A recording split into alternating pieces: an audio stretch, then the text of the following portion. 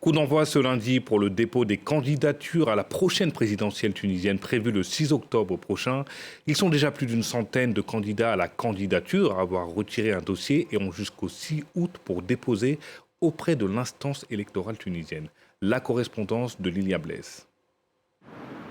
La période électorale qui a précédé le coup d'envoi du dépôt des candidatures n'a pas été de tout repos en Tunisie. Déjà parce que de nombreux candidats ont dénoncé les difficultés à se procurer les 10 000 parrainages d'électeurs nécessaires pour se présenter. Ils avaient le choix entre cette condition ou un autre critère, celui de 10 parrainages de parlementaires ou de 40 élus des collectivités locales.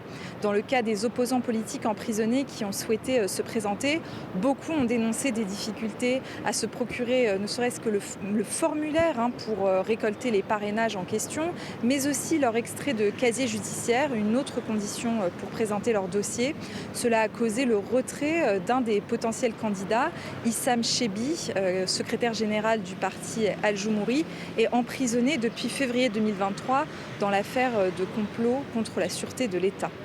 Alors du côté des candidats, une mosaïque très hétéroclite pour le moment, des anciens soutiens du président Kais Saied, des anciens aussi candidats à la présidentielle de 2019, mais aussi des inconnus au bataillon de la classe politique, un rappeur connu pour ses actions caritatives et avoir été aussi également l'ex-gendre du dictateur Zine El Abidine Ben Ali, un cardiologue ou encore un réalisateur.